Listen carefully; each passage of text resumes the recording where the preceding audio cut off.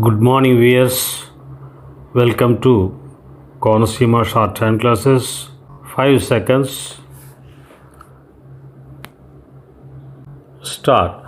The undue influence which will vitiate the will must be such as operates upon the mind of a testator at the time he executes the will and thus controls and induces him to make the will in the manner in which he does by reason of that influence.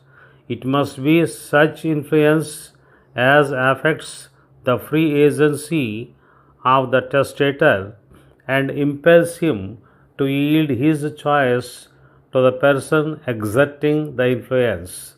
Acts of kindness, disparaging statements of one who is the natural object of the testator's affection and bounty, in general, will not constitute undue influence, but if these operate on the mind of the testator at the time of making the will so as to place him under any restraint and control the terms of the will, they may amount to undue influence. It is not necessary that the undue influence be exerted by a beneficiary under the will, neither is it essential that the undue influence be exerted at the time of the execution of the will, but the undue influence that will vitiate a will may be the sum total of the effect of words spoken and acts done at or prior to the time of executing the will, but the effect of the acts must operate upon the mind of the testator in the act of making his will and restrain his free agency at that very time, otherwise, the influence does not affect or void the will.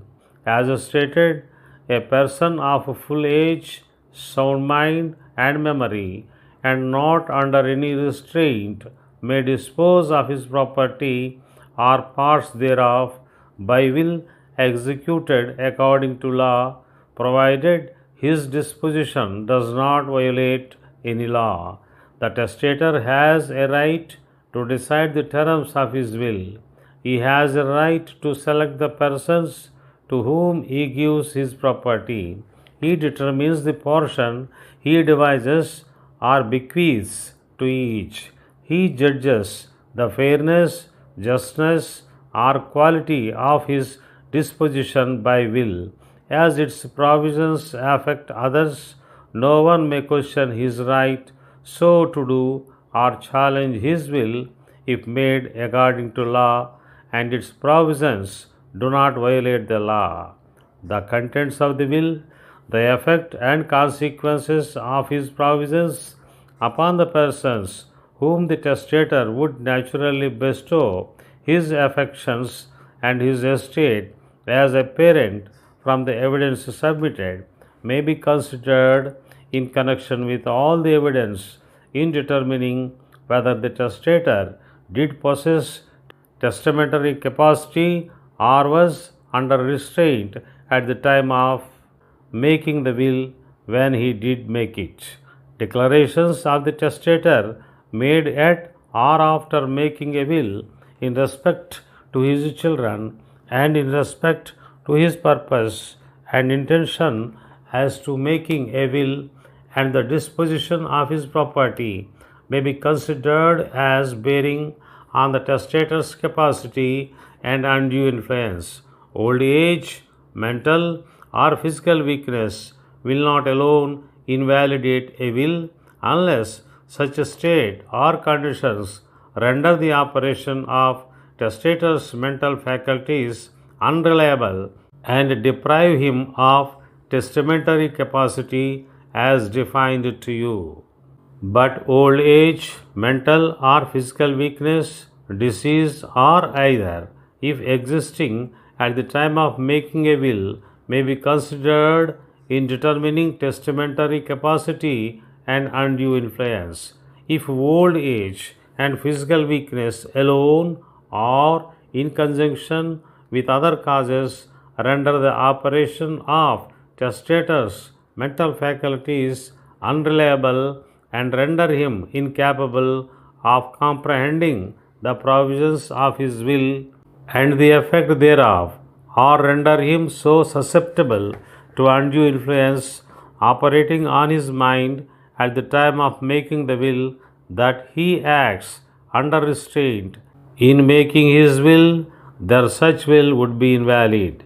Much evidence has been submitted bearing upon the issue between the parties. The door to the history of the life and death of John Smith, deceased, has been left ajar. You have been given glimpses therein.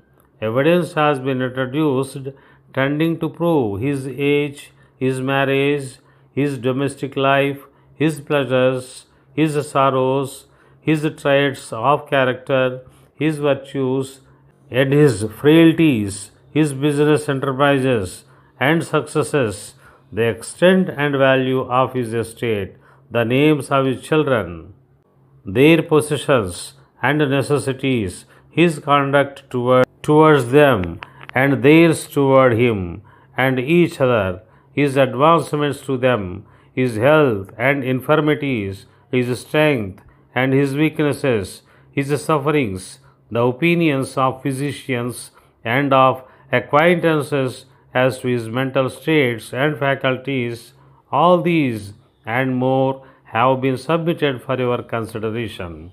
It is your duty to digest these matters of evidence. That's all.